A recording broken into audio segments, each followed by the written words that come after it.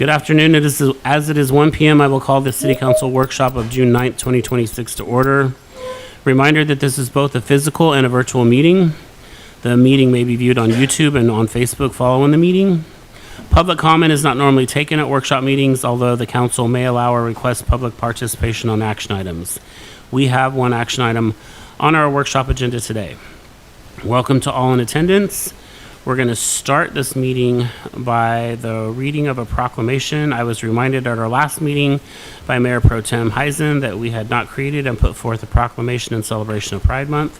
Considering the outpouring of comments we have received and the heartfelt testimonies from those local residents in and in support of the LGBTQ+ community, I believe this is the time to honor Pride Month and to revisit an action for the display of the Pride commemorative flag, among other recognized commemorative flags by the city, such as the Juneteenth flag, as proposed by Resolution 2610.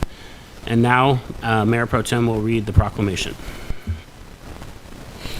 Thank you, Mayor. City of Oak Harbor, Office of the Mayor, Ronnie Wright, Mayor Proclamation. Whereas the origins of Pride Month has its roots in the gay rights movement in the early 1900s and the Society for Human Rights, founded in Chicago in the 1920s. And whereas about 9% of United States adults identify as lesbian, gay, bisexual, transgender, and queer or questioning, according to a 2025 Gallup poll. And whereas in June 2000, President Bill Clinton officially designated June as Gay and Lesbian Pride Month in recognition of the Stonewall riots of the 1960s and gay activism throughout the years. A more inclusive name was chosen in 2009 by President Barack Obama, Lesbian, Gay, Bisexual, and Transgender Pride Month. And whereas Pride Month is not only an annual celebration of identity and visibility, but of the many contributions made by the LGBTQ+ community to history and cultures worldwide. And whereas members of the LGBTQ+ community, along with their allies, have been showing up for each other for decades. And whereas Pride Month is all about promoting culture, diversity, making space, and showing support. And therefore, now we, Mayor Ronnie Wright, and the council members of the City of Oak Harbor do hereby proclaim June 2026 as Pride Month in the City of Oak Harbor. And we encourage all residents to enjoy local Whidbey Island celebration and events. Signed this 9th day of June 2026, Mayor Ronnie Wright. Thank you very much, Mayor Pro Tem. All right, so next up on the agenda is we have an action item, Resolution 2610, display of commemorative flags. And here to introduce this topic is our City Administrator, Sabrina Combs. Thank you, Mayor. Council, in the last meeting that we had, there was discussion of the fact that this had been brought forward before, and so due to the public comment, and since this was an item that we already had available for us to revisit, we brought it forward today for you to look at, so I'm just waiting for Tim to bring up the information. So it would be Resolution 2610, affirming that the display of flags on city property is government speech and under which instances commemorative flags will be displayed. And what we're looking at is updating with this resolution the policy to allow for flags to be flown for certain reasons or events. Next slide. So the resolution, if adopted, would allow for these commemorative flags to be flown. And the resolution is in your packet for more details. Great, thank you so much. And I will first confirm whether or not we received any public comments on this issue. Yes, Mayor, we received a couple of public comments in this last week that we will display, and then we will see if anyone signed up for speaking today. Okay, great, thank you. So, Tim, if you'll bring up those public comments. Yes.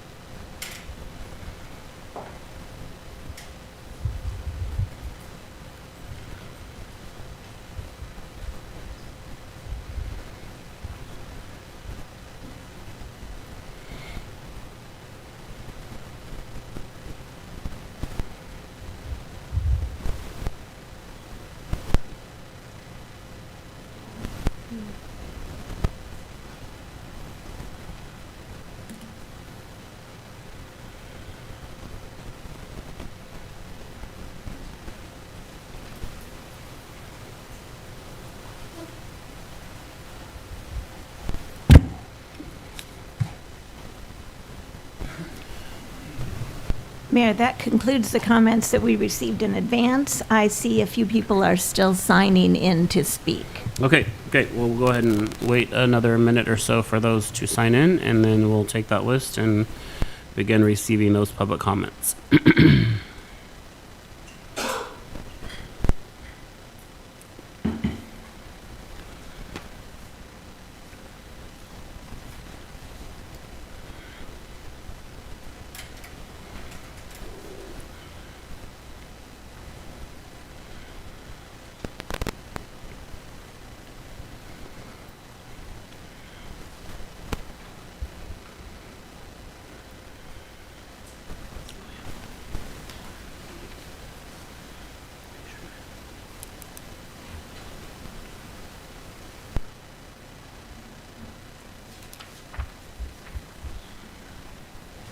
No, I have a purple one. I just didn't sign that in purple. I didn't know.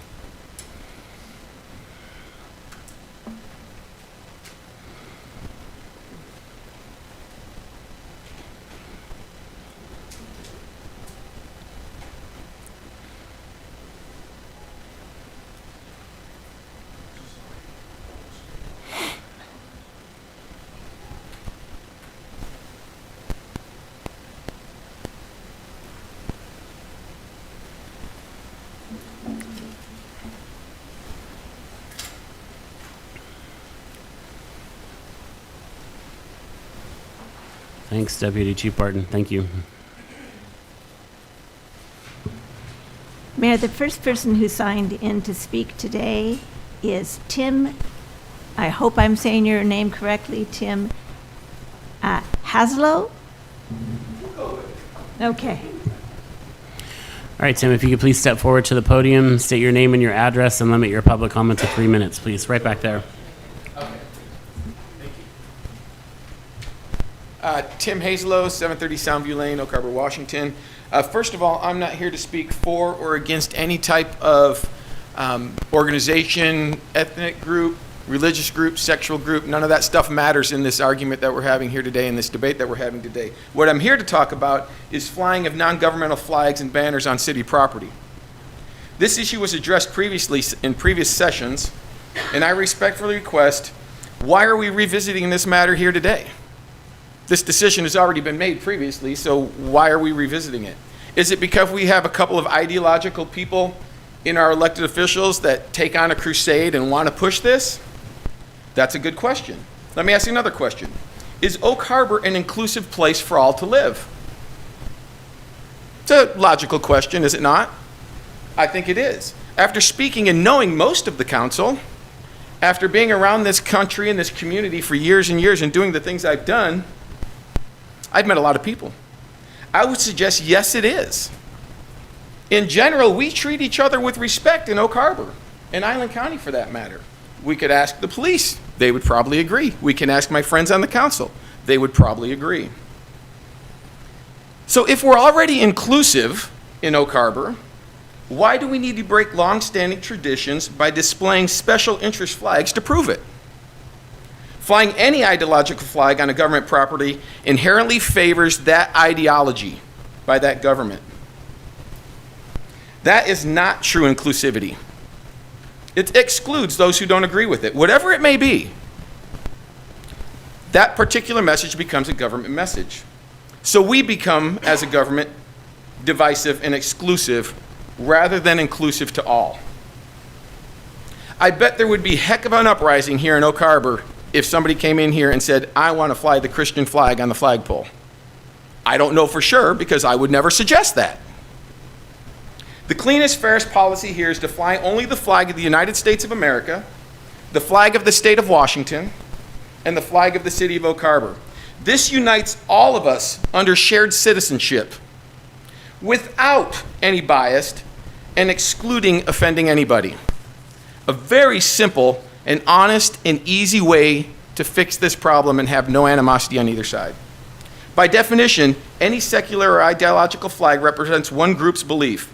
When government flies it, we become exclusive rather than inclusive. Private citizens, on the other hand, and businesses have every right to fly whatever flag they choose and will reap the rewards or the consequences of that decision based on their decisions, not based on the government's decision. But government should remain neutral. Government should remain neutral on these stances. I'll end with this, a bit redundant but worth a repeat.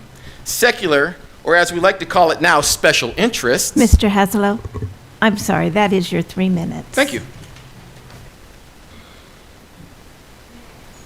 Mayor, next on our list to speak is Mike Radish. Mike Raddick, 684 Southwest 2nd Avenue, a 55-year resident of the city. I'd like to know who Julie is, who I spoke to on the phone this morning. That's me, sir. I called Julie to ask if there was public comment possible this morning. And I told her that I had written out my comments, and you said I could distribute those at this time? Okay.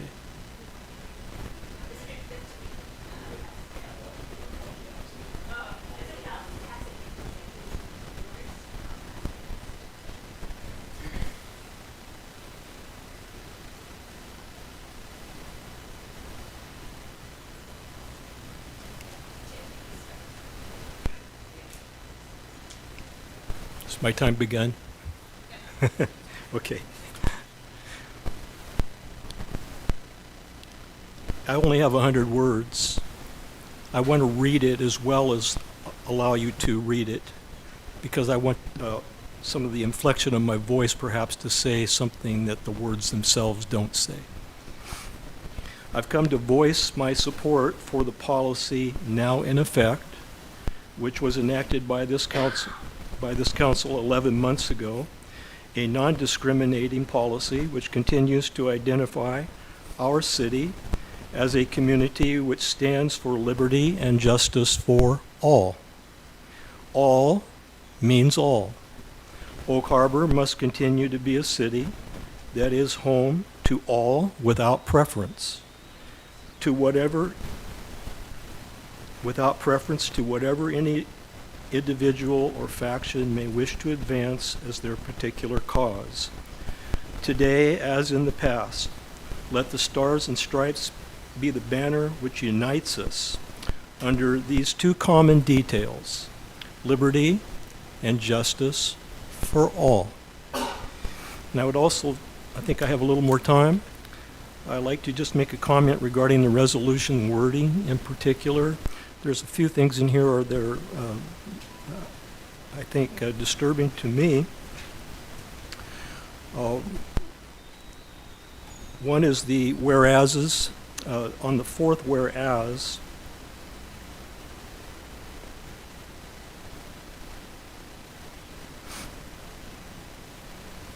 which reads, the City Council declares and affirms that flagpoles in the City of Oak Harbor property are not intended to serve as a forum for free expression of the public, but rather as a non-public forum for the display of flags as required by law. And I've read that over 5 or 6 times, and I can't make sense out of that. What is a non-public forum for the display of flags? Wouldn't the display of flags be a public forum? And I don't think I'm that ignorant of English to know that that's a very confusing statement. I think that needs to be clarified if this is indeed going to be enacted. And also I have a concern about the absence of some information on the details. For instance, there is a glaring absence of any indication about how long a commemorative flag should fly. Is it a day? Is it a week? Is it a month? Is it all year long? There's nothing in here written. It seems like it was maybe written quickly without forethought of what the details would be. Thank you. Thank you. Mayor, the next person who signed up to speak is Jennifer Juniper.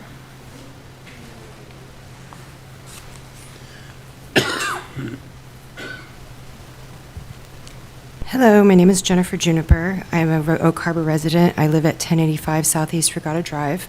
I've been a resident of the city of Oak Harbor for 9 years. My partner passed away 2 years ago, so I am now a widow of a disabled veteran who served proudly in the United States Air Force during the first Gulf War and contracted cancer during that war. And she's also a disabled police officer as well. So she served her time, and I'm continuing on her legacy by picking up this flag and running with it. I just finished organizing a very successful Pride celebration this last weekend. It was absolutely beautiful for any of you who weren't there. So what I'm asking now is that the city please pass this resolution to fly the flag, the Pride flag, and other commemorative flags at City Hall and Flintstone Park and other parks properties during the month of June. For reference, Anacortes, Coopville, Langley all fly the Pride flag during June, as does Skagit Valley College, Whidbey campus, and Mount Vernon campus. So the fact that Oak Harbor does not fly the flag, we are an outlier. And even though we are considered a super inclusive city, and I do agree, I think it's a very cozy, safe place to be, but sometimes there can be things, some bigotry and backlash that happens toward people in the community, even if they are flying the flag at their own businesses or at their home properties. So we also have, of course, probably the largest population of queer people in this community. And considering we have quite a big population, to fly the Pride flag is not to exclude anybody. It's actually to say that we're being more inclusive. We're showing that we actually have love for our people that have been marginalized.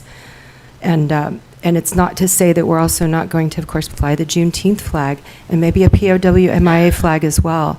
So it's not, I'm saying that the city property is not just a place only to fly flags that are government flags. Clearly, we do tend to fly other flags too. So all I'm asking you guys is please pass this resolution. The reason why it didn't get any traction last year is because most of us didn't realize that that was happening. We just didn't know. So now that the community is actually aware of what's happening, then we're, of course, out here in full force supporting you all. So good luck to you all, council. I hope you make a good decision. Thank you for your time. Mayor, the next person who has signed up to speak is Reverend Dr. Philip A. Bernhardt House. Good afternoon, Mayor Wright. Good afternoon, council members.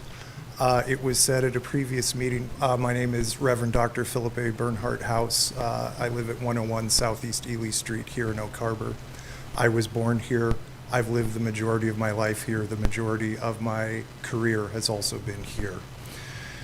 It was said at a previous meeting that the wheels of government click by very slowly, and so I applaud you all for taking very rapid action on this.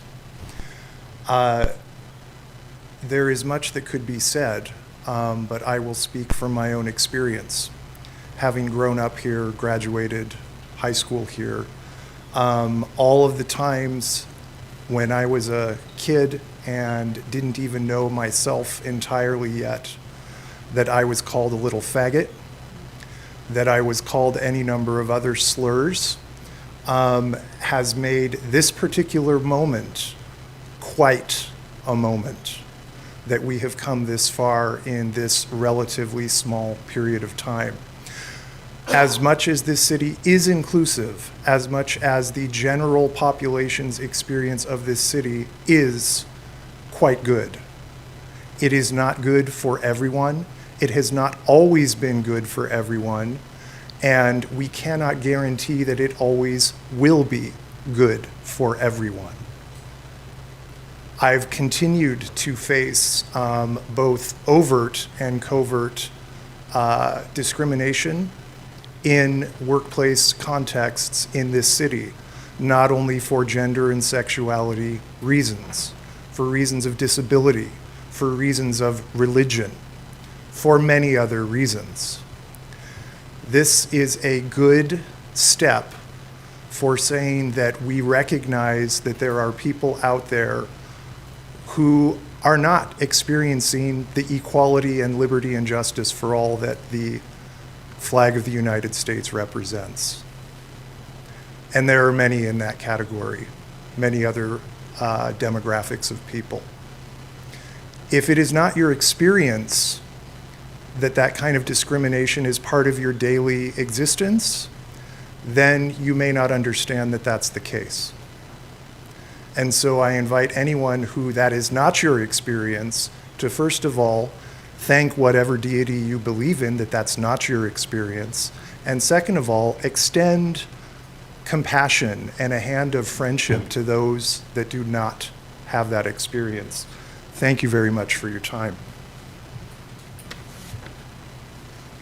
Mayor, next signed up to speak is Sarah Dean.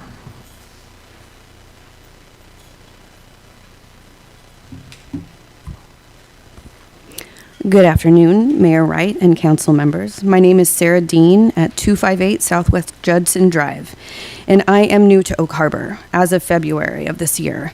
I moved here with my family after my husband retired from serving in the U.S. Navy for 20 years. I book concerts for international touring musicians for the last 20 years, and I'm now the owner of a new vintage shop on Pioneer in the Harborside Village Mall. Last week, I was gifted a fabulous flag from Mayor Ronnie that says, "All are welcome," and I was very eager to hang this flag with pride. Yesterday, I received an alarming request from my landlord asking me to remove the flag. She led with, "We don't participate in political things," to which I said, "I am confused as to how saying all are welcome inside of my business is political." She repeated her request and asked me to take it down. I was then called and offered an exit should I not comply. I am not a person looking for problems. I'm a peaceful person. I'm a person seeking community, and my priority is to support the city of Oak Harbor with my business as a new citizen who has immersed herself locally with the Chamber, with the Main Street Association, and I have even bigger goals to create opportunities within the community with my various skills as a music agent that I've picked up over the last 20 years. I am seeking support from my new community to pass this resolution in this moment to make it permissible in all of Oak Harbor to celebrate inclusivity. No flag should ever be considered a weapon. We're not here to make a scene about a flag. We just want Oak Harbor to stay a place where any business and any person feels like they belong, especially at Yon Bureau. Thank you so much. Thank you, Sarah.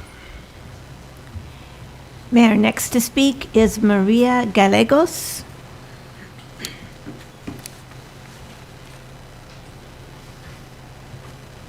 Hi, my name is Maria Gallegos. I live at 65 Northwest Crosby Avenue here in Oak Harbor. As I stated at the last city council meeting, I am the student government president for our Whidbey Island campus at Skagit Valley College here. And so I am here to represent all of our queer students that couldn't make it today. I would like to point out that as a government, you have a duty to your people, and your people also include your queer community that needs your support. As stated last time, there is a lot happening with our federal government right now that has changed a lot of people, a lot of queer people's lives currently, and has put a lot of us in danger and fearing for our safety. I want to say that government should be neutral on a lot of matters, but putting up the flag is neutral. This isn't saying that you are for everybody being queer or for everybody being against being queer. It's just saying that we recognize we have this community and we recognize that we have a duty to protect them just as much as everybody else. I understand that as Americans, we should all be represented by the American flag, but it has historically not been that way, and we have to acknowledge that. It is not enough for us to say that everybody should be recognized by the American flag. I will say, as myself, as a Mexican-American queer living in America, our federal government has said that they do not want me to be represented by that flag. Putting up that flag reminds people, especially in our town, that at least at a city level, our government stands with us, recognizes us, and wants to work with us and protect us like your guys' job is to do. Putting up the flag is neutral. And putting up that flag does not harm anybody. It is not saying we exclude anybody. It does no harm. So I don't understand why a flag would be so hard to get approved. And as stated before, this doesn't have to be the only flag. We're not going for exclusion. We are trying to say all these communities that have been harmed, that have not been represented by the American flag, we can show support of by a simple flag. So as somebody who does government in my school, I just want to say that regardless of whatever we say, there are always going to be people that do not feel included by default. And it should be our job to make sure that they do feel included at the end of the day. That is what government is for. Thank you.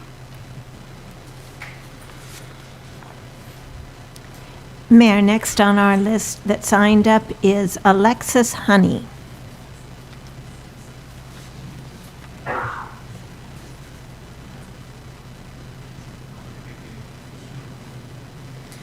Good afternoon. My name is Alexis Honey at 563 Northeast Kettle Street. I want to first start saying that I'm a Navy veteran. I was stationed in Sasebo, Japan on the USS Green Bay as a combat electrician, has been on 8 patrols, and have been in life-threatening situations, have lost shipmates, and fought for my country very strongly and proudly.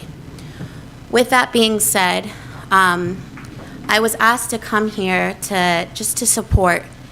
And for the first time in my life here in Oak Harbor, I had seen that I am been in the most inclusive place that I had seen just because of the people that I've seen in big places. And it is very disheartening to think that flying the pride flag would be displaying an ideology, which is odd to me because being who we are isn't an ideology, it's who we are. And the flag is just to show that the people that who they are safe in the places that they live. It's a banner of sanctuary, knowing that the places that we go, we're safe to stand in. Because regardless if you want to see it or not, these marginalized groups are being discriminated against. They're being actively worked against, that they don't exist, that their identity is somehow some mental illness. And as I stand as a veteran that has fought for this country, to know that the town that I live in and the country that I live in is ashamed to even represent and show me in the places that I'm safe in is just mind-boggling to me. I'm sorry if somebody sees the pride flag and it makes them feel uncomfortable. But instead of externalizing and blaming other people, why don't you ask those questions yourself? Why does it make you uncomfortable? Is it hurting you? Is it causing a revolutionary war that's going to cause danger on you? Do you know what danger really looks like? Try floating in the middle of the ocean on 7th Fleet, sharing River City, being with shipmates that don't know if they're going to make it home. That's what unsafety looks like. The flag is sanctuary, and identifying that you stand on the right side of history, on the people that are marginalized, is important in the seats that you sit in. We are not an ideology, we're a people, and we live here, and we're not going to stop existing, and we're not going to stop asking to be acknowledged until it is true. That is why the American flag even exists, because we fought for our rights for a better country. So other flags that rise to show that we deserve to all be equal, let's all stand there. And for the people that don't want that, ask yourself, why? What are we afraid of? To be inclusive to people that just want to love who they love and pay their taxes. Just to know they can walk into a business and know they're included. What is that hurting you? Is it stopping business? No, it's part of business. It's also part of protecting the people in your country and your communities. Thank you for your time. Mayor, next who signed up to speak is Cheyenne Kircher.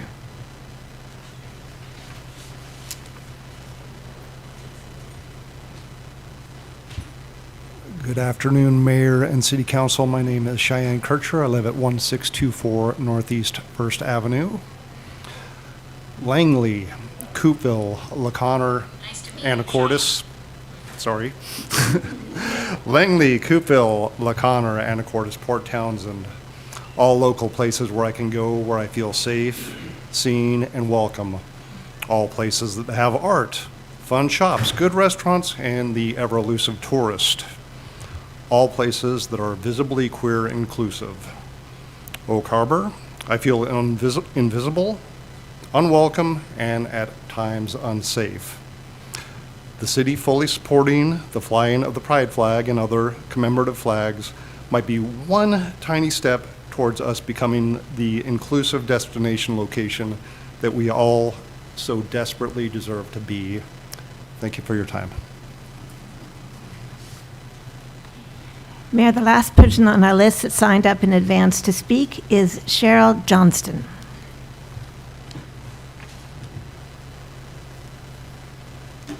Hello, my name is Cheryl Johnston. I live on Rock Rose Drive in Oak Harbor, and I've been here since 1996. And it has warmed my heart to see. Sorry. It has warmed my heart to hear everyone tell the wonderful stories of how loved they feel in this community.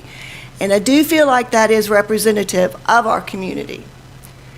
But I also think we have to think about the long-range situation of choosing you say it's not an ideology, but what you have to recognize is it wasn't very long ago in Freeland when there was a neo-Nazi group that was very, very strong in this community.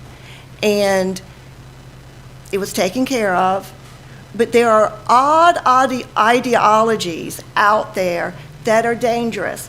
And if we open our flag flying to one, we have to open it to all. And I think we can all agree on a couple things. We don't want that neo-Nazi ideology to come in here. And we can agree on two other things. We are all American citizens, and we all live in Washington State. Those two things are probably the only thing that we can all agree on in here, and that is the purpose of our flags, are to unite us, not to divide us. Again, I'm going to say, I love the fact that our community is so loving and so caring, and we take care of each other, but I do think if we choose one thing, we are opening ourselves up for everything, and we need to be careful of that. And I would say to those that are voting, I am sure that you love and care about those in the gay, lesbian community. I think we all do at this point. We've also seen that change from one, it's getting bigger and bigger and bigger. So who knows where it's going?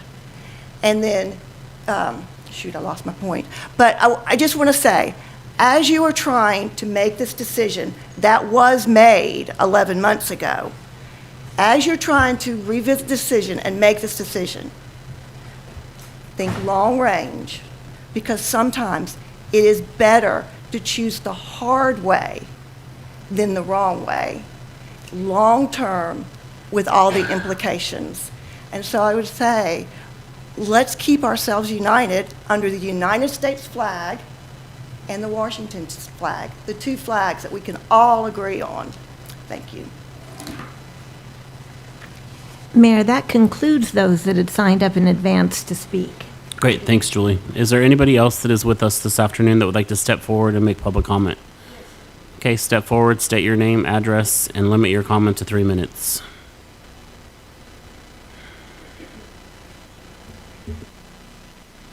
Yes, my name is Peggy Sheckham. I'm at 2429 Van Dam Road.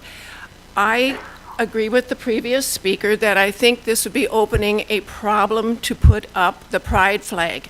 It has become a partisan political issue, not an act of kindness, and I think commemorative flags should commemorate things we have in common and that unite us.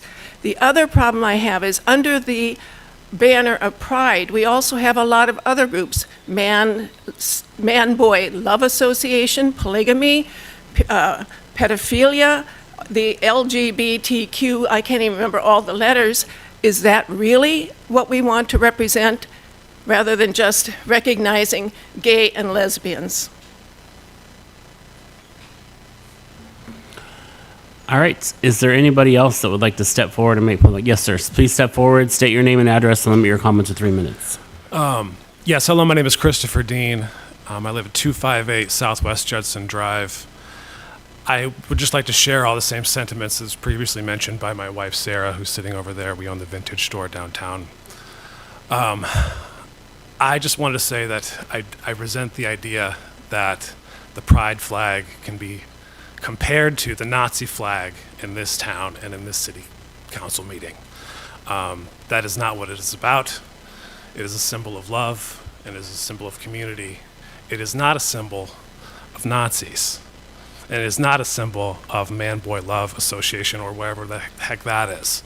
And that is not what we're here discussing. So we are here discussing unity, and that is all I have to say. Thank you very much. Thank you. Is there anybody else that would like to step forward and make public comment at this time? All right, seeing none, we will close public comment and call upon council for their questions and comments at this time.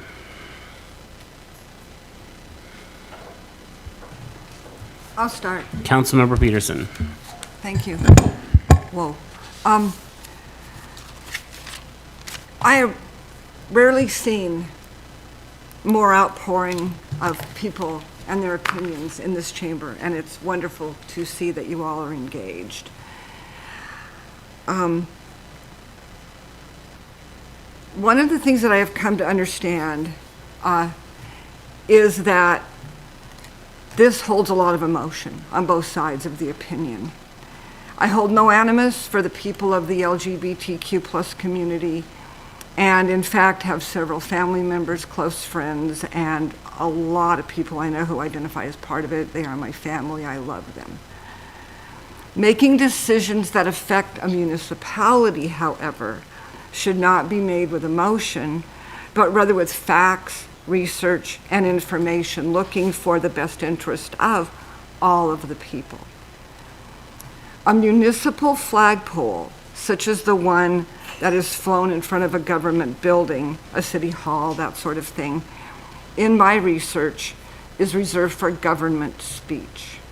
I read the United States Flag Code, and it provides protocols.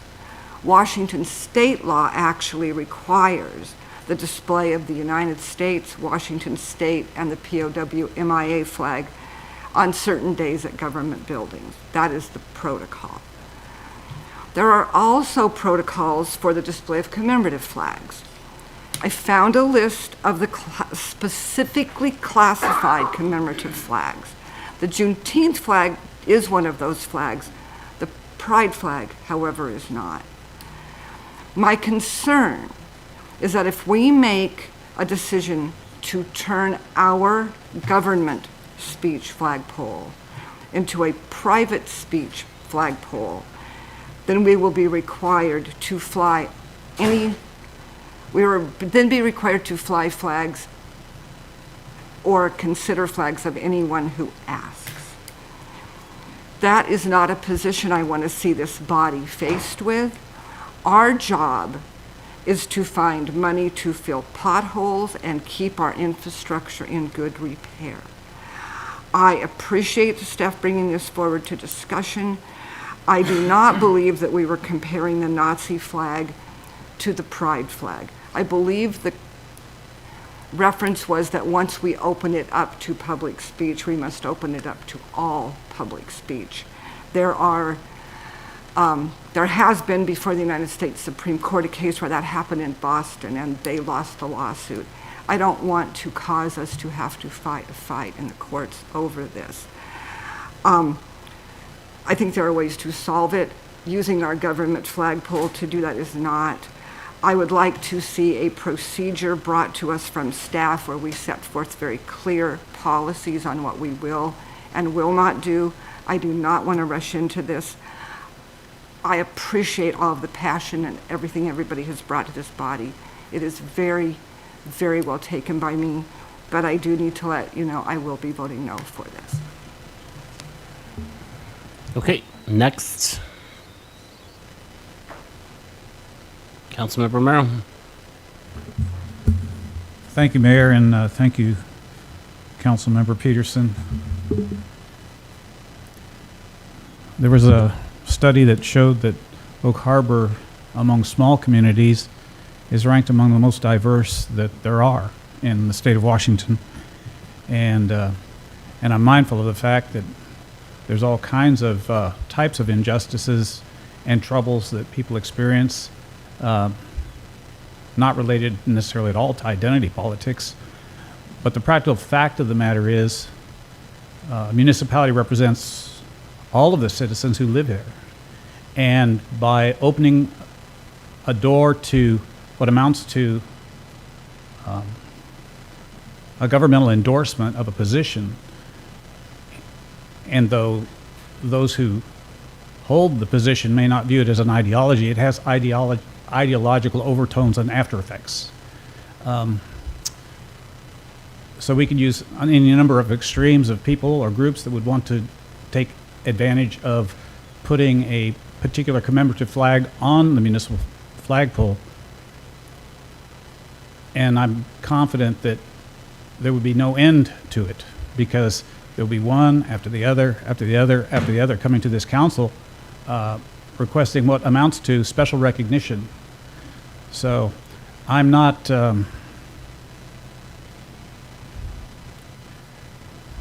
convinced that we should be doing commemorative flags except for ones that are, basically for the nation, the state, and our municipality. And I'll be voting against it. But I am mindful of the fact of the intensity of the passion with regard to those who support putting any kind of commemorative flag, especially the pride flag. But I'm also mindful of the 24,000 citizens that live in this community. And I guarantee you that there is no consensus with regard to any one particular ideology, or even though there may not be an identification as an ideological group, identity politics has with it an ideological component, no matter what it is. I'll be voting against it. Thank you, Mayor. Next. Yes, Councilmember Wittgenstein. Holy crap. Thank you. Yeah, what a topic to do. I came in here thinking from the old school military thought process, the way I was raised. I've been doing a lot of reflecting over the last few years, and one of the things that I notice as a theme throughout the story of my life is I have this structure that I built to navigate the world. We all have this structure. And in order to blossom and grow, in order to be a lawyer, you need support.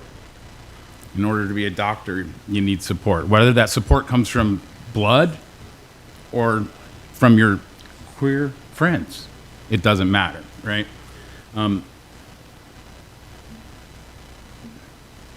The government can be looked like a family system if you want to take it in that way. The different branches of the government are the aunts and uncles, right? We're mom and dad. And you guys are the kids, and we want you to grow and bloom and be prosperous in everything you do. And we want everybody that lives here, whether they like something or not, to feel okay coming in here and stating their belief as well. When I was in high school, no way were we having this conversation. Maybe amongst our friends and peers quietly in bathrooms or in hallways and whatnot, because the reality is we've been gay a long time in this world. As someone who identifies as a queer individual, and I don't normally state that, that's something I keep very private to me because that's where I believe. And I have flown the flag at different times through the years. I've flown different flags at my home at different times through the years. I'm in favor of this. I changed my mind. I came in here flat no. I was already headstrong. You guys weren't going to change my mind.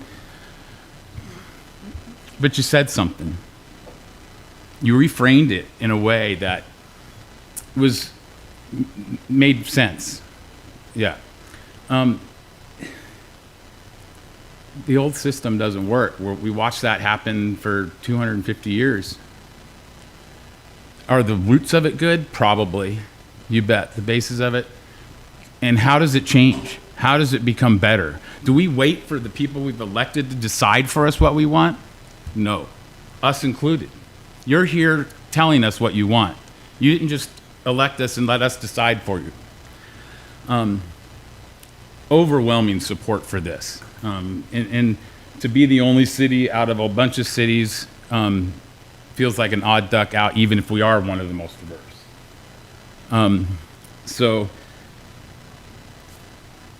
if the citizens put and rally to get things changed, why not change it all the way up the chain, right? And that starts here. And then it goes to the state or the county. And then it goes to the U.S. government, right? I mean, that's how that works. I like to see civic stuff work in the way it's meant to work because we are due for change. This country needs a relief. We need our parents to stop hovering and forcing us to be something they want us to be. And I don't mean that, I mean that in a big group sense. Whoever your parent is or guide is that steers you, that is not supportive of who you are internally, I say seek one and find one out. I did. And so, yeah, it's an emotional issue, you bet. There's no way around it. Everything we talk about when it comes to commemorative flags that might scare us is going to be an emotional issue. Yes, it does open the door. We're taking a risk. But that risk is to change for the better. And one question, is that the actual motion or is the one in the packet that I have up on my screen the motion? Because I thought I read one, had one, there was something in the middle that said the mayor was going to decide for the council. Oh. This isn't. I just making sure. I mean, if we need a civics lesson, Yeah, I'm happy to give back, it. But go back. executive, legislative. So That's the one I was reading. Okay, so okay, my mistake. See, we all kind of make mistakes. Okay, that was my only concern because I was stuck on that one. And that one makes more sense. So I'd be in favor of it, and I'll actually make a motion. Well, let's give. We can discuss it after. Yeah, the motion's sure, made. for It's sure. me, Yeah. you know. I move to approve Resolution 26-10, affirming that display of commemorative flags on city property is government speech, and in which instances commemorative flags will be displayed. Okay, so we have a motion on the floor as presented, and we have a second. Before I call for a vote, some of you have not had an opportunity to weigh in on this subject matter. I want to give everyone an opportunity to speak. But before I open the floor back up, I just want to point something very important out. You all talk about the research you've done when you come to these meetings and the things that you've fact-checked. You all need to look up ideological and understand what the definition of that word is before you start throwing it around, because you're using it incorrectly. With that, who would like to speak next? Yes, Mayor Pro Tem. I'll go next.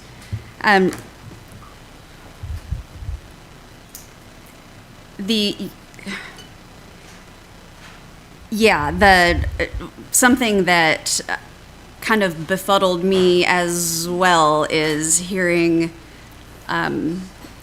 things being identified as ideological when the abolition of slavery is not, that's a historical fact. That's not an ideology. As an example, I think that people can throw words like inclusive around and political around and ideological around. But one of the problems that we face is these misunderstandings. And so if we accept that there's a really common misconception about something, and we just say, yeah, but I know it means this, but some people think it means this, and so we want to stay away from it for that. All we're doing is perpetuating that misconception and perpetuating that ignorance, when what we can do is try to bring some clarity, because a lack of understanding, and I don't mean ignorance in a pejorative way. I mean, you don't know what you don't know. You just don't until you learn otherwise. And so if we can increase understanding of anything, really, then we've taken a step forward. I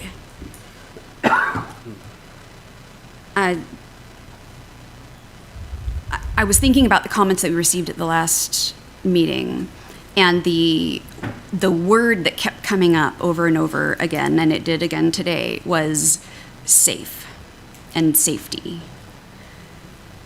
If I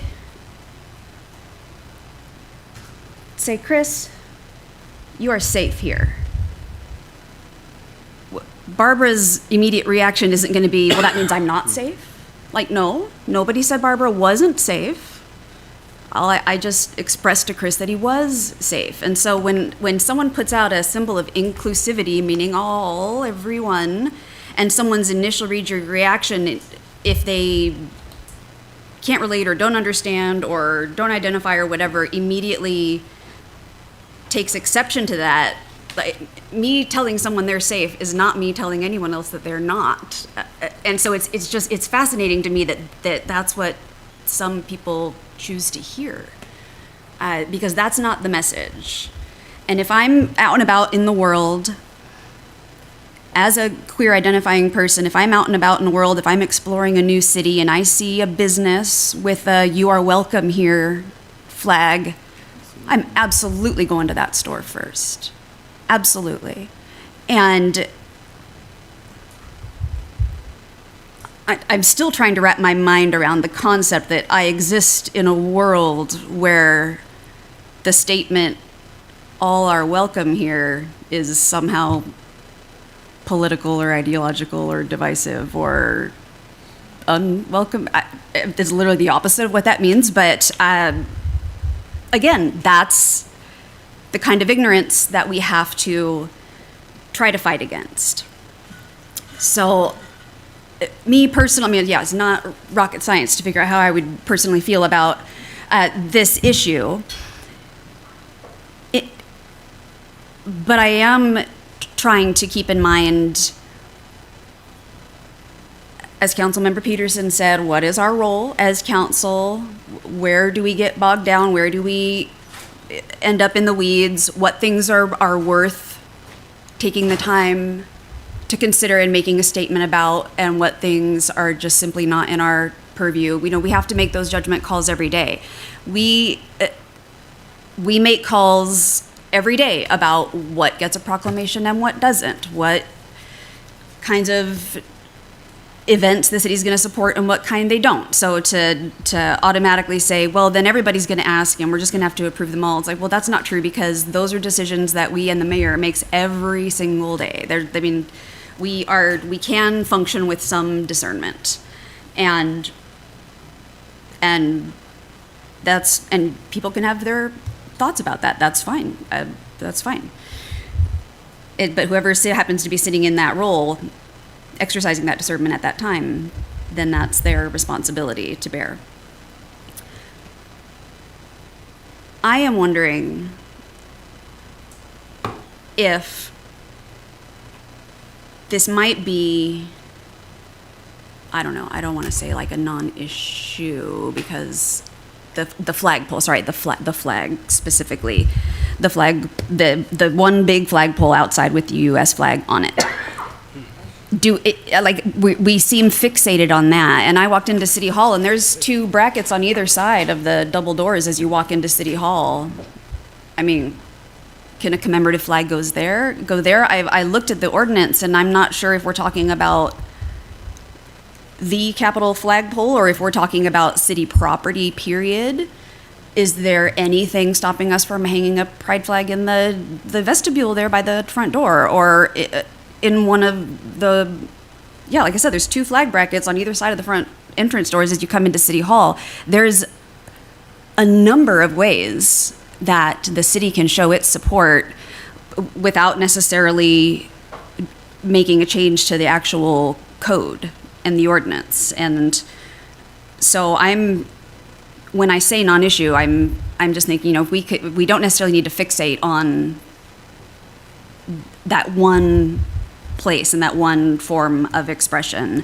There's lots of ways that we can tell people that they are safe here. And for young people especially, there are kids out there that do not feel safe simply existing as themselves in the world. And that is something that most of us probably can't relate to, and that's fantastic. If you cannot relate to that, good for you. Absolutely, yay. That's amazing.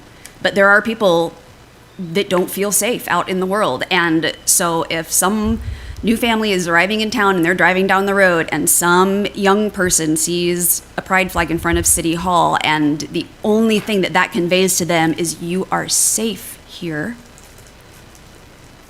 to me that is a message worth expressing. So I would like us to find a way to do that. And, we can make it complicated or not. I guess I don't know. I'm all about compromise. So that's a very long-winded way of saying I support the motion, absolutely. But if the rest of council decides that they don't want to change the actual flag ordinance, then I think that we've got lots of other options available to us. Thank you. Councilmember Stuckey. Thank you, Mayor Pro Tem. I grew up as an homeschooled only child in Sequim, Washington. Oh boy. And then for the first time of many, I went to school. I wasn't the greatest student. I went to Fargo, North Dakota. Not a lot of diversity in those sentences. Naturally, I think we want to be around people who think like us and look like us. And that was certainly the truth for me. It took a while to come out of my shell going to events. A perfect example is the Juneteenth event that was held here. I'd never been to a Juneteenth event, and to be honest, I had to look up what it even was. Going to those events started to shape things differently in my mind. Getting to know people that aren't like me, don't look like me, maybe don't talk or think like me, opened up my world. And so I would encourage those who maybe are very quick to be anti any community or any set of people to get to know them a little bit before you make those judgments. We keep talking about inclusivity, and that comes in many forms, but the hate that I see on social media, we all know I play in the social media sandbox, sometimes well, sometimes poorly. It should have no place here. And so I want to be very clear for those that are using hate against any group. It is not welcomed, or at least it shouldn't be welcomed. There's a but. We are here to talk about the flag ordinance, and I wanted to make sure that I listened to every comment. And the nice thing about having our videos recorded is I could go back and I could see every comment again. There's one comment that stuck with me a little bit, and I had to think about it. And it was by a member in this audience that would kind of restate it. Not putting up the flag is not remaining neutral. Putting up the flag is remaining neutral. With all I've said, I'm not sure I fully agree with that. So I think of National Police Week. We show our support for National Police and our officers. We show that through a proclamation. We show that by thanking them. Some businesses show it by providing donuts. Sorry for the stereotype, but I love donuts too, all right? But we don't fly a thin blue line flag, and no one's accusing us of being anti-police. I think, and now I'm going to go in the deep end a little bit, I'm going to think the Christian flag, which, you have flags that are traditionally more on the left, flags are traditionally more on the right. I wish it wasn't the case, but it often is. We don't fly the Christian flag, and not suggesting that we should. But for National Day of Prayer, we still advertise it on our reader board. And we still work with local churches to have church in the city. And I'm thinking, if I'm not identifying myself as a Christian, what's going to be more impactful for me? Seeing a flag on a flagpole that I can really quick go, that's stupid. Or having an event where maybe I can get to know those people a little better. With the proclamation and everything we've gone over, one thing that keeps getting mentioned is other places flying the flag. I talked to the mayor of Coupeville, and I don't think she's lying to me. The city of Coupeville town of Coupeville, thank you, does not fly the pride flag. But it sounds like we're hearing about them being inclusive by doing other things, kind of what Mayor Pro Tem was alluding to. I think the flag, flags are important. I mean, there's a reason why it's taking an ordinance to change the flag when, Mayor, you could do quite a bit of things without having the flag ordinance. I, too, lean towards no on the flag, only because if you look at this conversation we're having here, it's an important conversation to have. We're learning about other people's perspectives. Is it bringing us closer together? I don't know. I don't see that. And I don't want to do anything that causes more division. I also do, as a technical, have a little bit of an issue with this portion that says, the city shall only consider additional requests to display the commemorative flag when such requests are made in writing by the mayor or a member of the city council. Requests to make commemorative flags made by members of the public or other private groups will not be considered. I don't think there's any vitriol in that statement, but I do take some issue with it. So all that to say, let's be kinder to each other. Let's have events. The Pride event, that's great. It gives people opportunities for different perspectives. But I am of the mentality when it comes to those flags that it should be the flags that apply to everyone. If that's geographic at a basic level, I mean, I understand everything going on nationally and how that can be a scary time. And hey, I acknowledge I've got every advantage. I have a special needs son, that's my thing. But other than that, I've had it pretty easy. And you're helping me understand there's a different side. I just don't think flying the pride flag is the hill. I think events, I think other ways to get to know individuals to think outside of our current headspace. Thank you. Thank you, Councilmember Stuckey. Anybody else? Yes, Councilmember Arms. Okay, probably get myself in trouble. When people talk about being inclusive or how they're treating, I grew up very differently from most of you. People don't know my story. My grandmother lived in San Francisco. She lived in the Fillmore district, way before they raised it and changed it all. My grandmother was very active in the community. I grew up with multi-racial people. I mean, I grew up with everybody. I didn't know the difference. I had a young kid in my class trying to explain why we couldn't be friends, and I couldn't figure it out because he was black. But I didn't notice that he was. So I don't have that. I don't have how I look at people. I look at people in a whole different way. That's how I was brought up. Not by my parents, but by the surrounding that I was in. My whole life. I lived overseas. You can't live in a country that goes communist and think you're not going to learn something. So I have learned it. I agree with Brian. I think that we can have other ways to show our support rather than the flag. But I do have that experience. So don't think that I don't. I have a lot of experience. I could be here all day explaining it. But I grew up differently. Not because of my parents, it was because of my grandmother. I swore I would never be like my grandmother, and I am. I'm sitting here on council. I said that to Grandma, and I had to apologize, even though she's dead. I said, I'm really sorry, Grandma. I did not intend this, but my grandmother taught me a lot. Even if I didn't like all she was doing or how, my grandmother taught me about caring and loving and being committed to others. So I'm not saying, I'm saying no to the flag, but I'm saying you have other ways to project who you are in the community. And that's how I feel. That's how we learn. Because a flag's a flag. To me, so you see it. It's about working together, having events, being out there and doing things together. That's how we learn about each other. That's how we learn to participate with each other. And that's how we understand each other on both sides, whoever we are. So that is where my position. You can talk to me anytime because I have that experience in my life. So thank you for coming and speaking. All right, Councilmember Marshall, did you want to speak before we call for a vote? I mean, I might as well. Everybody else is gone.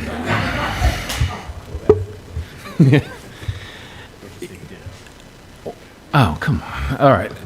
So when this came up a year ago, I did something that I very rarely do, and I wrote out my thoughts. And I wrote out my thoughts because I didn't want what I had to say to be in any way misconstrued. I wanted to be very guarded in my opinions. And I considered doing the same this time. But I wanted to listen to everybody. I wanted to get a perspective. I want to understand why this issue is so important, right? Because to me, it's a flag. It's a symbol. It doesn't... we talked about safety.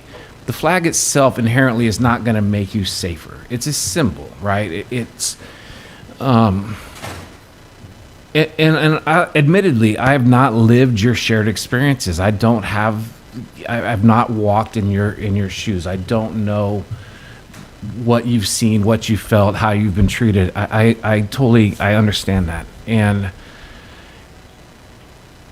unfortunately, our history as a country, we have marginalized different ethnicities and beliefs and ways of life. It's a sad reality of the country that we live in.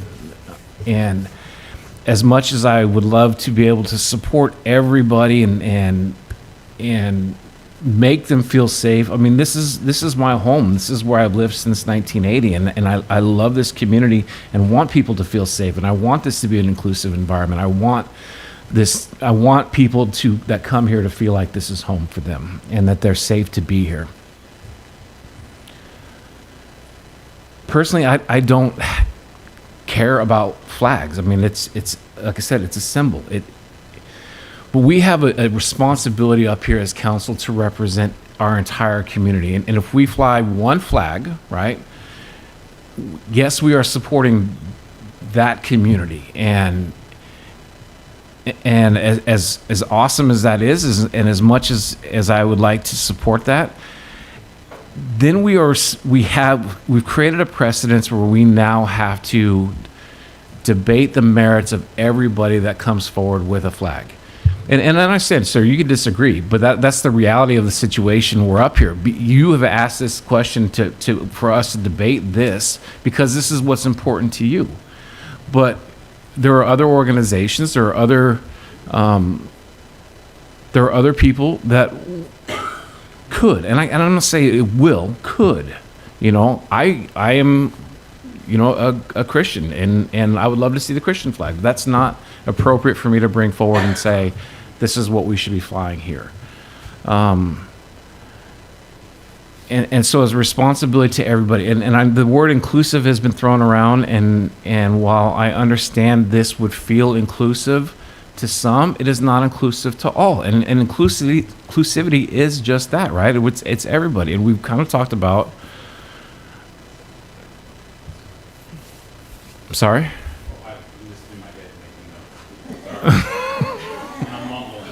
Yeah, in your head out loud.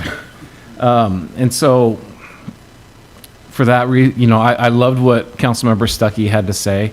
I believe it is by our actions is how we show inclusivity, by how we treat each other. It is by what we do as a community. It is not by symbolic gestures, but by actions, by how we treat each other, how we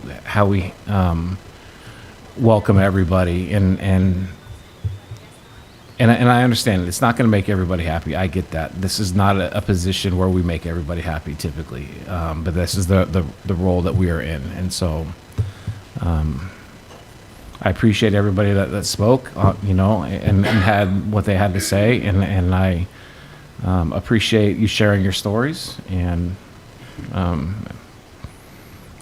hope you understand. Thanks. Yes, Councilmember Wittgenstein.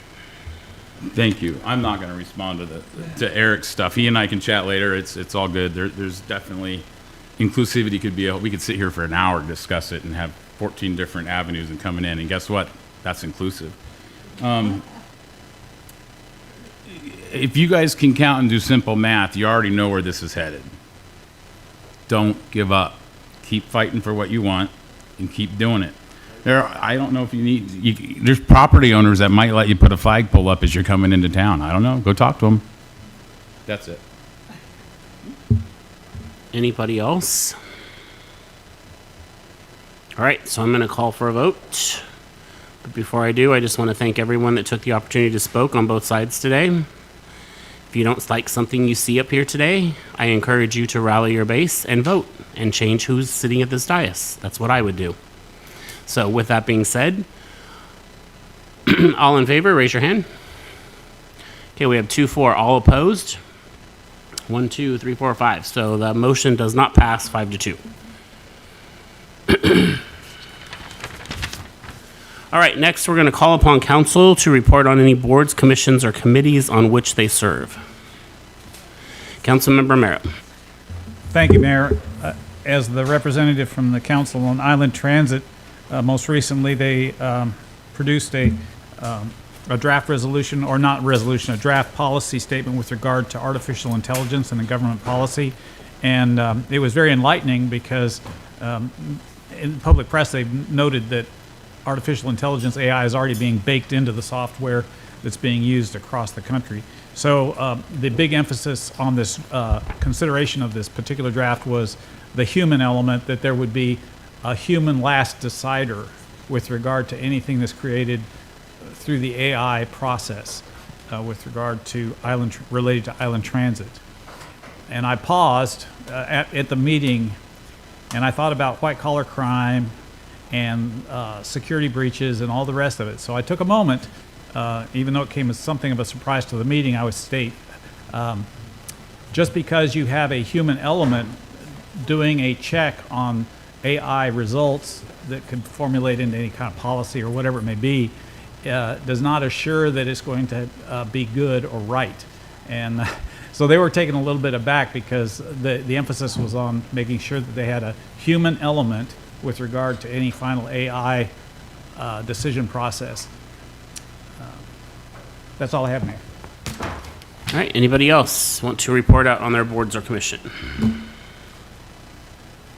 All right, seeing none, we're going to move on to finance and lodging tax annual review. Here to introduce this topic is our grants administrator, Wendy Horn. Good afternoon, Mayor and council members. I am here to talk about the lodging tax grant funding.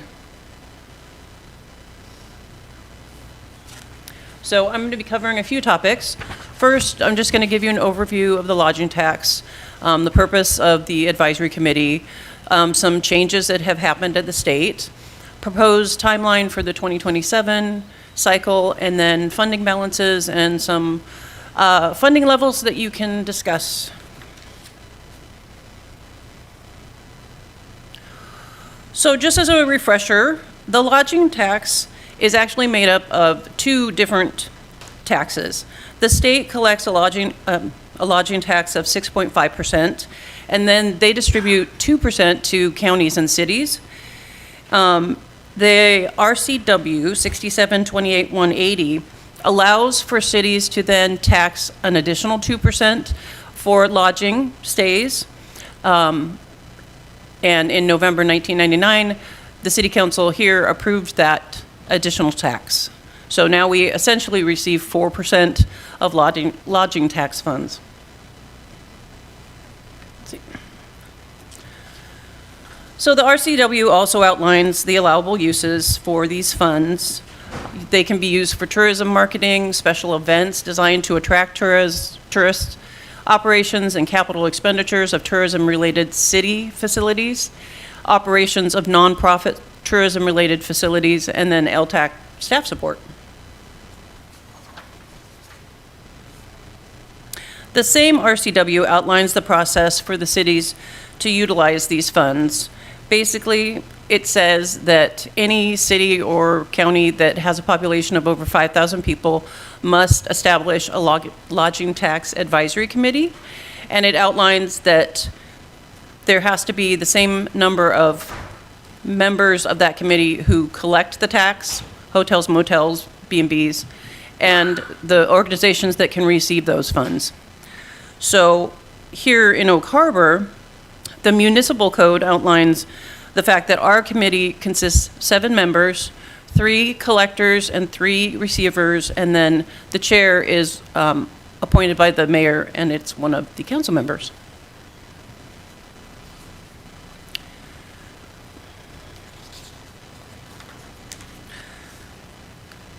So this is generally the process that we've been using for many years now in terms of how we award annual grants.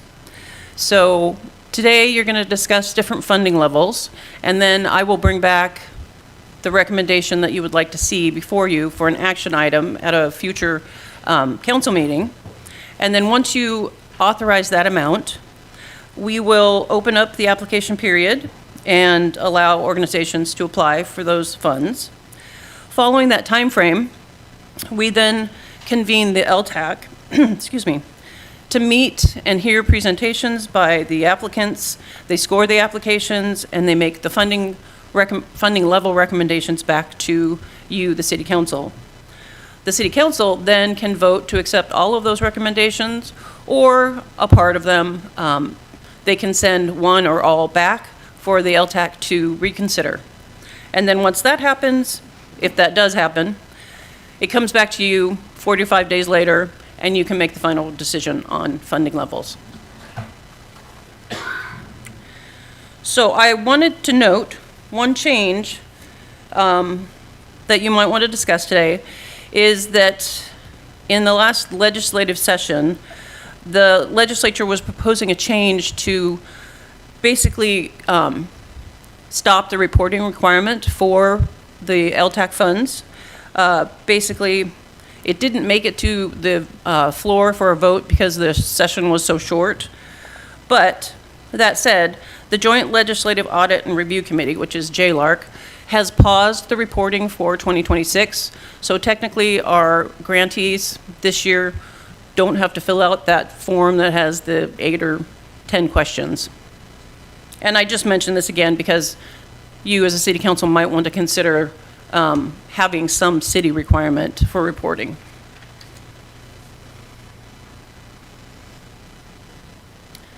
So that said, this is the tentative timeline for LTAC funds. Basically, today you're going to be discussing the different levels of funding and any other changes that you'd like to see. We will be bringing back your recommendation for an action item at a later council meeting, which probably will be in July, not June. Then once you've approved that, we'll open the application window, which we're looking at late July to mid-August. The applicant presentations will be hopefully mid to late August. And then the LTAC will meet again mid-September to decide the funding levels that will come to you.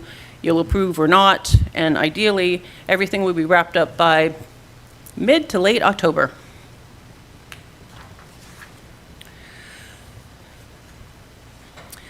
So this is a 10-year fund balance trend, and I apologize, it's small, hard to read, but generally speaking, the gold bar to the far right is the fund balance at the end of each year.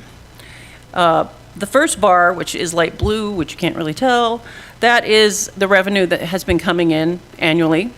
And then the second bar, the one in the middle, is the total grant awards for each year that you have approved. And you can kind of see the last 3 years, 24, 25, 26, you've increased the award amounts, but we've also been increasing the fund balance, so kind of still making money. Oh, what did I do? Yeah. Okay, so the status quo. Basically, currently, we are estimating that by the end of 2026, we will have about $675,000 remaining in the fund balance. And that's based off the anticipated revenue that we will receive and the unspent grant awards.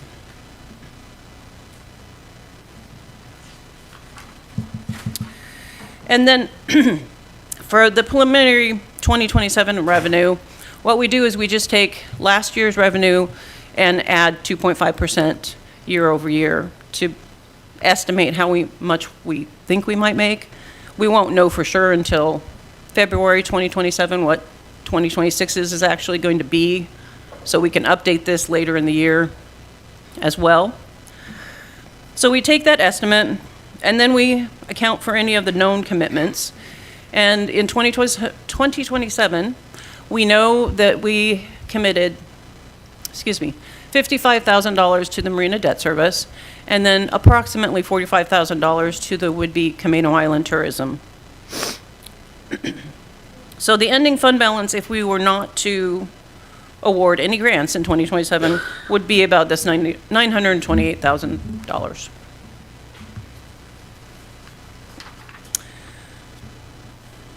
So as in years past, we put together a variety of different levels of funding for your consideration. You can see I added the $100,000 commitment, and then the different levels and what the fund balance would be at the end of 2027.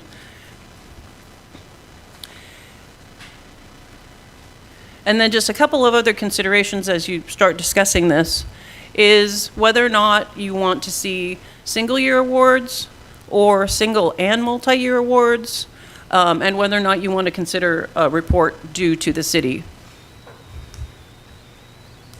And with that, I will answer any questions. I will try. Council? Merrill, Councilmember Merrill. Okay.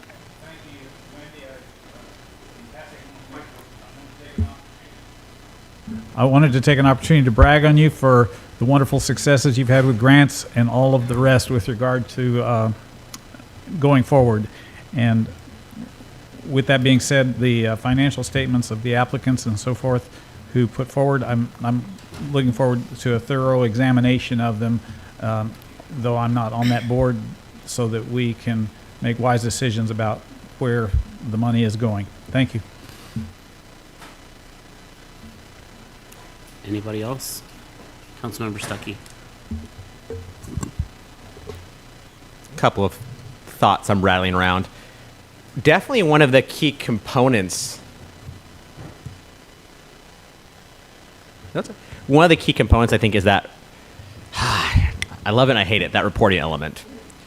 Some things are really being the previous LTAC chair, now turned over Mayor Pro Tem. We would see a lot of applications that have really easy ways of getting their data, but then ones that don't. I mean, Ren Fair. You got to buy a ticket. Most of those tickets are bought online. Not all. Most of them are bought online. Your address is there.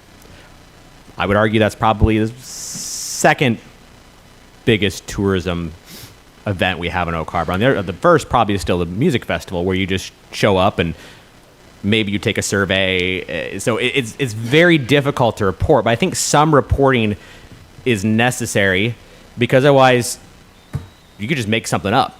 And when you get an LTAC group, they'll just nod and say, oh, yeah, that looks good. And then when you actually see the JLARC reporting, I remember, I'm going to pick on Main Street for a moment, for like 3 years they reported nothing.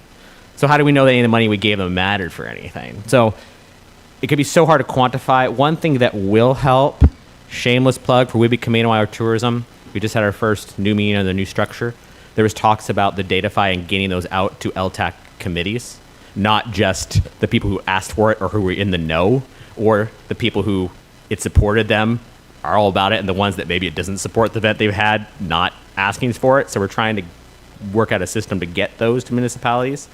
Also of note is the slowly declining fund balance. I know when I took it over from Councilmember Servadius at the time, I asked him why there was such a big amount in there, and it was mentioned, well, maybe for an amphitheater or some big ticket item.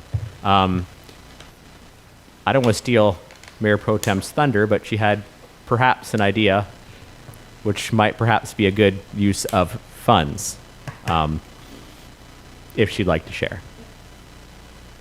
So before I call on Mayor Pro Tem, to your point, I just want to add something. When we're talking about maybe potentially the second biggest event, the financials that they present then should reflect money in their coffers, and they do not.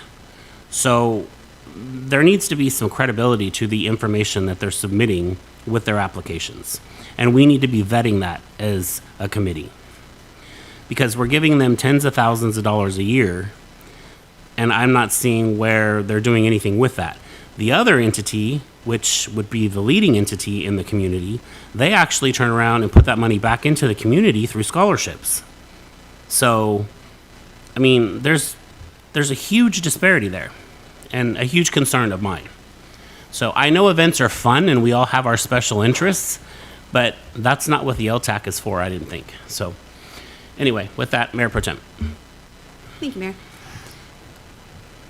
I'm going to be really curious because the LTAC committee itself is going to be made up of almost entirely new members. I think Alinda Jenkins is our one holdout from. We have two people, so I'll be curious to meet with the group and see if they have any strong feelings about, whether it should be limited to nonprofit organizations or stuff that happens just within city limits. I certainly have my own opinions about that, but I'm just one person, so I'm kind of waiting for the group to get together for the first time because I don't really know what the dynamic there is going to be yet. But from council, I am curious about thoughts on the amount to award, the overall amount to award. And the idea that I had, which Wendy, you did some research on, thank you, I appreciate it very much, was the public restroom facilities and whether or not LTAC funds could be used for a capital improvement like that at some of the locations where there needs to be an upgrade or there aren't any at all, restroom facilities, and that would enable any event happening there I think that would be a boon to anything that's scheduled in that area. So that would benefit everybody in that case. But the city would have to have a plan and submit an application along with everybody else.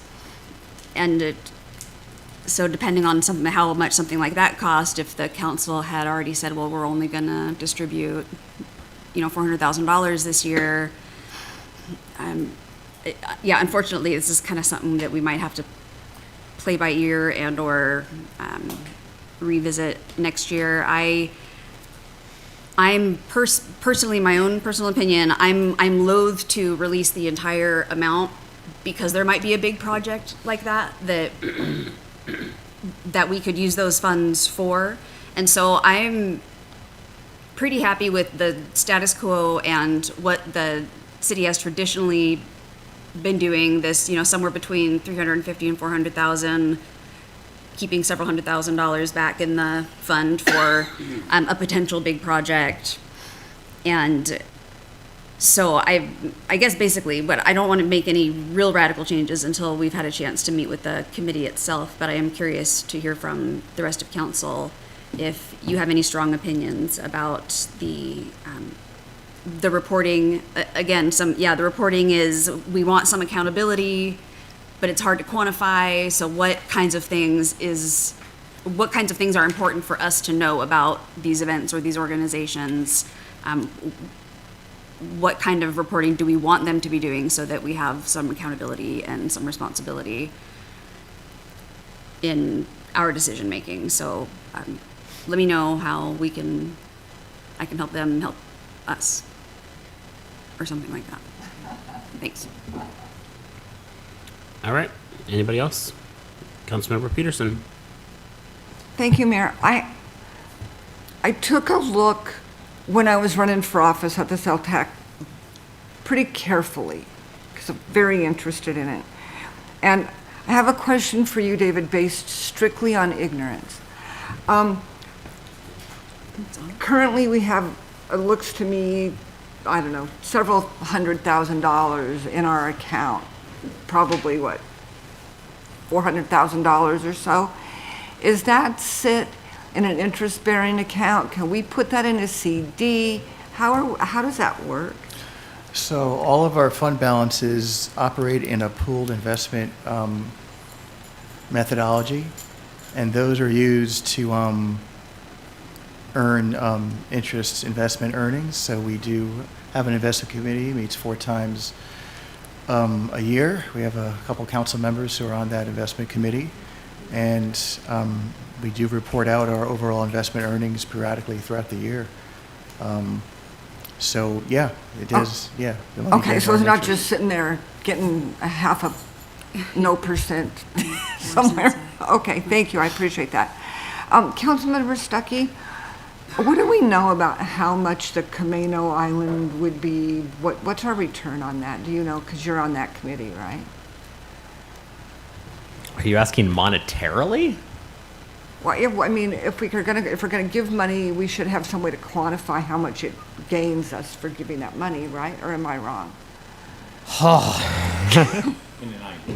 In an ideal world. Okay, I'll give you the short version. As I've often said, when they came back to us for more money about 4 years ago, 3 or 4 years ago, Yeah. I was up here probably the strongest opponent to giving them more money. Okay. And then Mayor Bob decides to, like 2 meetings later, appoint me as the liaison there, and which was hilarious. It took me a while to realize that as a member of Oak Harbor here, I'm not going to see much of an impact necessarily. Okay. Because the marketing's not targeted at me. It's targeted at 50 miles plus. And when you asked how to quantify that, that's pretty tricky. I could show you graphs that show you how many people visit the Facebook page. I mean, if you need a quantifiable, because that's been my gripe too. How do we quantify? If there's an article in a tourism magazine, how do you quantify that, right? So we as Whidbey Island Community Tourism lowered our budget so we could be a little more narrowly focused. We've done things like build your perfect escape, where you could give your email address and build your perfect vacation here in Oak Harbor or anywhere, Whidbey Island or Camino, because it's the whole kit and caboodle. And we got thousands of responses. So I mean, I could give you numbers that show we got X amount of responses. We also, the big thing I would say is the Datafy. That doesn't show exactly what Whidbey Camino Island tourism is, but Whidbey Island Camino tourism pays for that Datafy. It's tens of thousands. It's not like $2,000, right? We're putting in, it'll be like 48-ish thousand, because based on a percentage. So just that Datafy is pretty helpful. If we pulled out, I don't know if they'd be willing to share data with us. So if you're looking, Island County Tourism brings in X amount of dollars. I've seen numbers. I question those numbers a little bit because all how you prepare the data.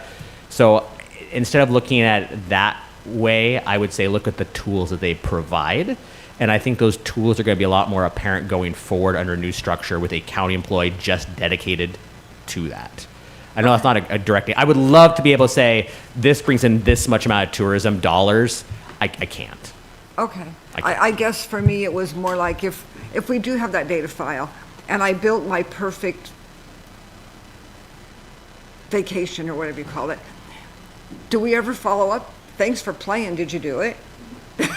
I mean, Well, in that case, it was a contest, and we awarded Okay. the contest. We received the email addresses, which then gave us the ability to message them to direct them to our website, which is going to be getting a revamping. Okay, thank you. I appreciate that. And I would say that I did look at some of those grant applications, and they were pretty interesting. And not very well done. And I thought, wow, I probably wouldn't give these people money out of my own pocket, let alone municipal funds, because it's kind of like, well, what's in your bank account? Money? Great. So maybe, and I'm sure we will be watching a little bit further to see, you know, what we can do. Thank you all for your answers. Anybody else? Councilmember Romero. So Councilmember Peterson, just your eyeballs for that detail is part of the reason you're just right for the job.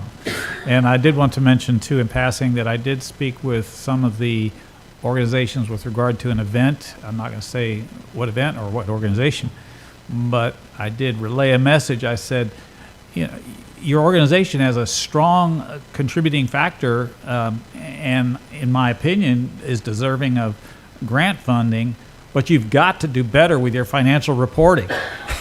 And then in another case, there was one I was looking at that, I said, how on earth did this ever get approved?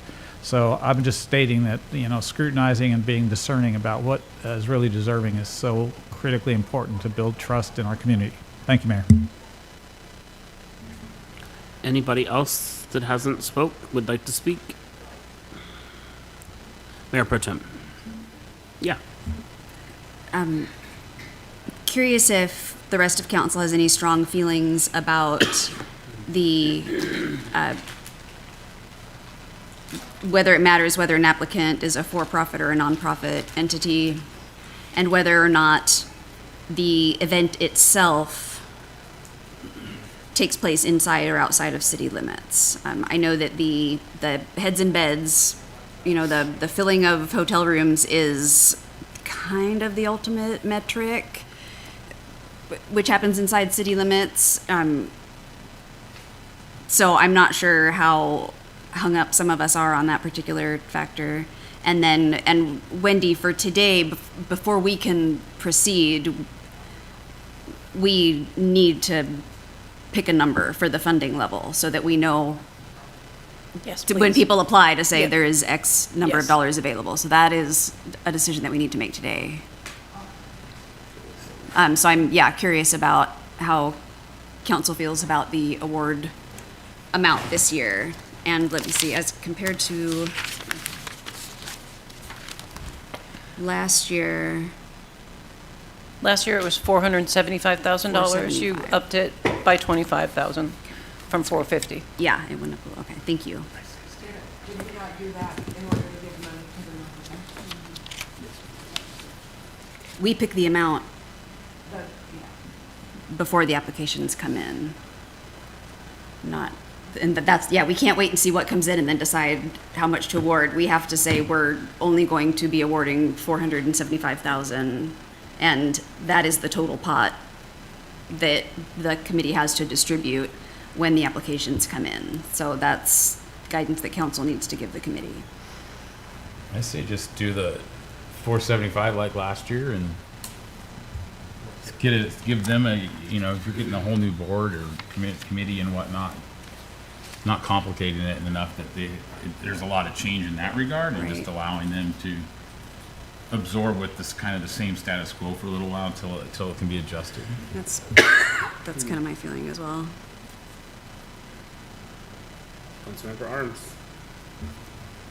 Yeah, as far as, I know we have been outside of the city limits for LTAC, and I don't know if we want to continue it or we want to just review it and say no or little. So, that's something that I think we need to figure out. How far do we want to go in that scope? Because we were down to almost Freeland. Green Bay. Yeah, when we went to Gardens, when they wanted money. So everybody knows it's there, and they want it, and so we're getting everybody from anywhere. I think Councilmember Stuckey probably knows that, and some of those others have LTAC, but they're trying to latch onto our LTAC, so maybe we should find out who has LTAC and say, maybe you should stay in your neck of the woods and we'll play in ours, That's all for that. If I can respond to that, I believe Island County is the only other entity that provides LTAC funding on the island. But Wendy, is it specific, like Coopville does it, we do it? No, it's Island County does it for the entire county. Okay. It's just when we disperse it, that's what I'm saying. What we're doing is we're giving it all the way down the other end of the island. So do those people have the capability to have that money, and do they disperse it, or are we the only ones for LTAC? So the city has its own LTAC funding, and then Island County as a whole, they distribute to entities across the county. both Camino Island and on Whidbey Island. There's no other town or community on the island that's large enough to have an LTAC.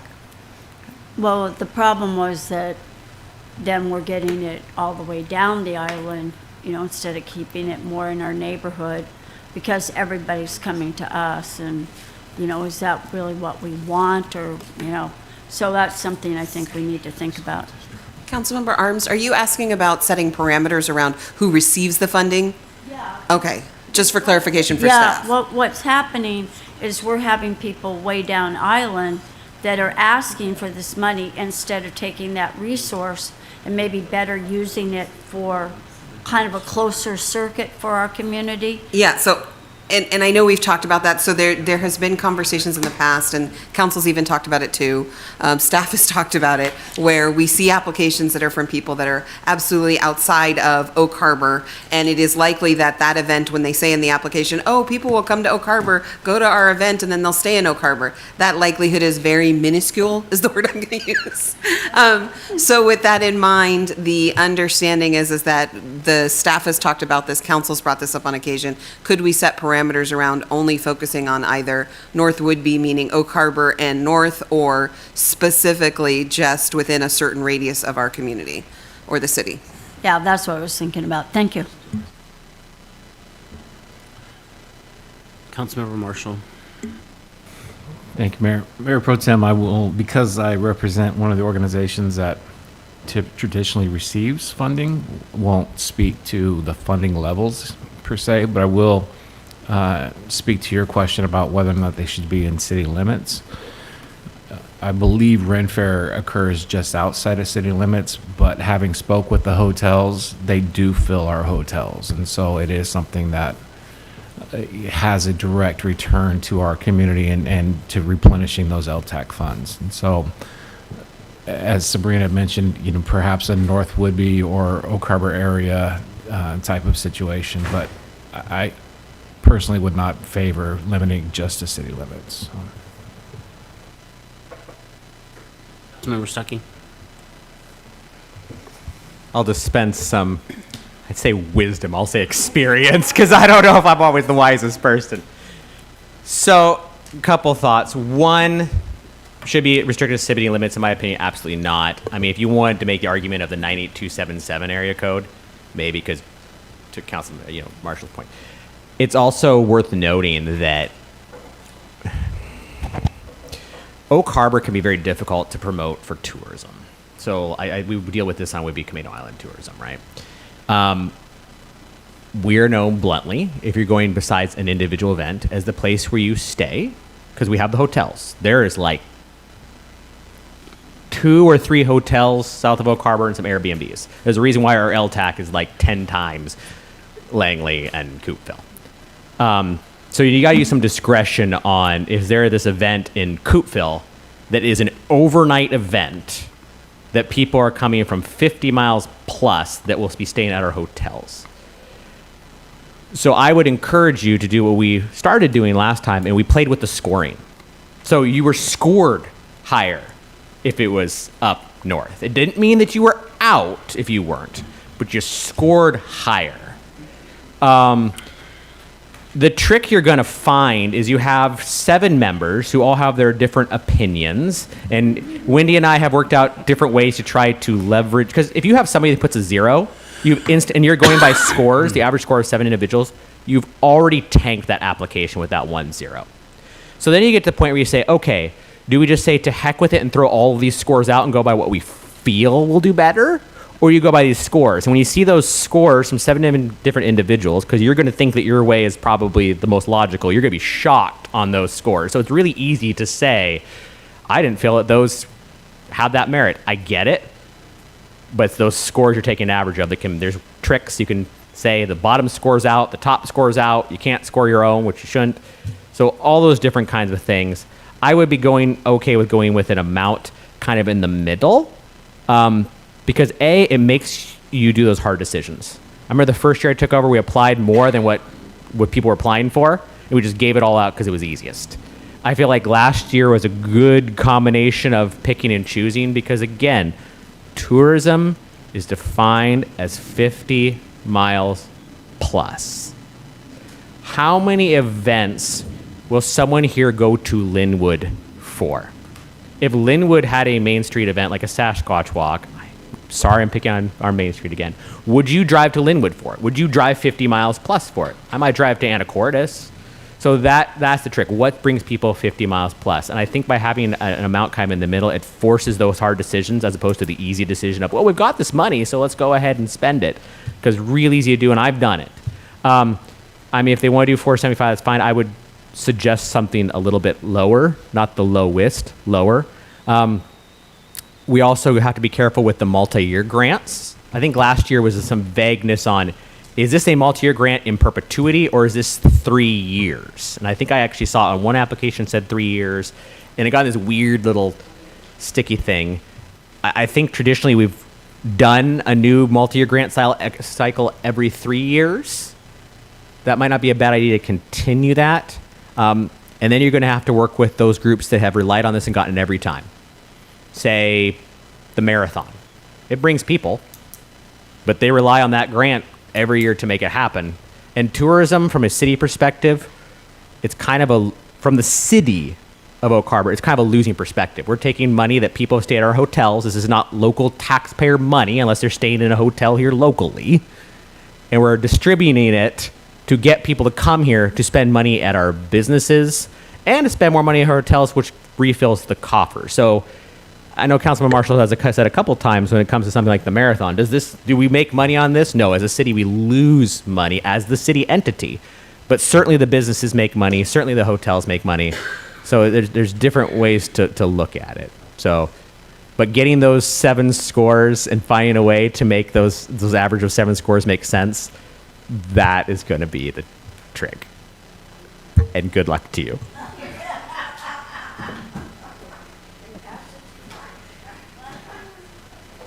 Next, Councilmember Romero. Addressing the matter with regard to the total dollar amount, in response to Councilmember Wittgenstein's keeping the same amount, was that what I understood? I think in principle there's merit to that, but of course prices increase, and I think that stepping out and pushing a little harder than just the status quo would show that we're investing in the future and promoting and advancing the whole program. And using a zip code has some merit as well, but really one of the comments that I heard in discussions with regard to, say, Ren Fair is that, well, everybody's just going to drive home and then they're going to come back the next day. And that didn't sound right at all. And I started saying, well, if we start thinking about a radius where it would be a reasonable drive to come to a daily event, on a daily basis as opposed to staying in a hotel, then that might be a way of doing it. Because I don't know what the zip codes are with regard to the actual distance. And then also the 3 cycle, I think that has merit as well, because those who are organizations that are performing, and even if our city is not much stronger, but the area is, if they come back and they know they're going to be able to come back, I think there's great merit in that, because if they're having to, it's a roll of the dice whether they're going to be able to come back and will come back here. So, yeah, but 2 years is probably not enough. 3 is probably about right. 4, probably too much. That's all I have, Mayor. Anybody else? Tara, do you feel like you have what you need, Mayor Pro Tem? I think so. I want to make sure Wendy has what she needs. So it sounds like if we stick with what we did last year and award 475 up to 475, I like that, up to, and just so stick with what we did last year. Everybody seems pretty okay with that. Same with making any big changes to the overall criteria and application process. So, but yeah, the scoring and stuff, that's something that we can work together on. So what else did you need, Wendy? So we have an amount, we can do up to 475. Just, you do have a consensus that you want a single year and a 3-year grant application? Have the option. Yeah, like we have done. Yeah, I think that makes sense instead of making any major changes. Yeah, at the committee level, or maybe. That's what we did last time. Okay. Yeah, I think I would. Yeah, I'd be in favor of not making any real drastic changes to the system while the new committee is kind of figuring itself out. The timeline for the Island County, that you and I chatted about that, and not knowing what other events also have LTAC applications in with the county, but because we're all kind of on a similar timeline, it's not really possible to wait and see who receives what, unfortunately. So we're kind of flying blind when it comes to the distribution. Do you have any, thoughts or guidance on that, or it is what it is? Well, their application window opens July 1st through July 31st. And then they take about the same amount of time as we do. They're a little bit sooner than we are, but in order to make that end of year timeframe, we kind of need to get things opened up sooner than later. Yeah, they don't make the decision soon enough for us Exactly. to have our decision contingent upon whatever someone does or doesn't get, unfortunately. So, yeah. Okay, I do have some thoughts about the actual application process, but that's not something that we need to iron out up here. So, do you feel like you have? Yes, thank what you very need much. Yep, to absolutely. Move forward? Okay. All right, if Wendy and David are good, then I'm good. All right. So And thank you, council, for the feedback. Councilmember Merrill has another comment. Thank you, Mayor. With regard to the scoring, there is a tendency to take as objective data as being more reliable and more insightful with regard to scoring. And I just, having done countless scorings in the Navy, I can say there's a subjective component to many types of scoring elements that could have an effect on the success or failure of a particular organization. So I would just state in a general principle that as you go into the scoring piece, that you try to discern what is really tangible and relevant, and it might not always be the number of widgets sold, the number of human bodies appearing, the number of dollars accumulated. That's all I have.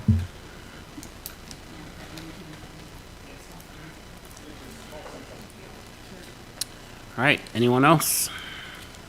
All right. Moving on to Police Department, Police Capital Project discussion. Here to introduce this is our Deputy Chief, Kevin Barton. Good afternoon, Mayor, City Council. Thanks for having me today. The great part about this presentation is you don't have to make any decisions, so that's kind of a win. Well, let's see, there we go.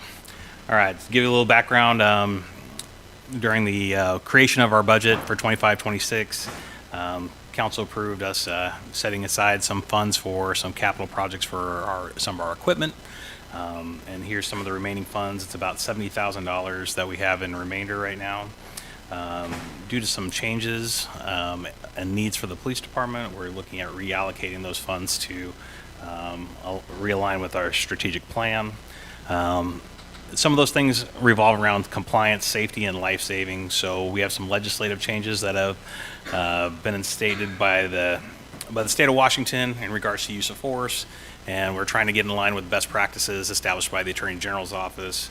We're looking for equipment that's going to help support the safety and security of this community, as well as some additional equipment to help in life-saving measures as well.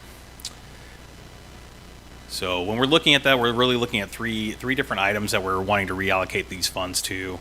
The first is establishing ballistic shields. This helps us gain some compliance in regards to our use of force policy for de-escalation, being able to address some critical incidents and things like that, that allows us to establish more time and distance so we can resolve things in a safer manner for our citizens.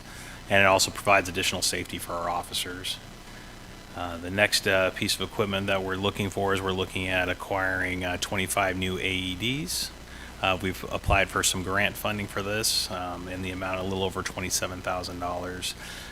We'll see if that grant funding is accepted or we receive those funds. If so, we will reimburse those funds back into the account at that time. But really, we were trying to make sure that every one of our patrol vehicles has AEDs, so we have that availability to deliver that first aid, that immediate care on scene in those life-saving opportunities. It also is something that allows us to help comply with some of our state requirements for reasonable care, which was established by the state of Washington for law enforcement. And then the final item is putting an acoustic device on our rescue vehicle, and that allows us to make sure that we can conduct negotiations, deliver messages, things like that in a safer way so we can provide safe resolutions to critical incidents or in times of natural disaster where we may need to provide messages to the community as in a mobile opportunity. So the funds for that is about a little over $13,000. So in total, it comes to about $70,000, a little over $70,000 with a little bit of a remainder. And again, like I said before, about $27,000 of that we've applied for a grant, and we're hoping to recoup some of those funds from that as well. Any questions? Councilmember Wittgenstein. I'm in favor. I love it. Can you play music with that speaker? Because that's important. You probably could. I'm good. Yeah, I love it. Sure.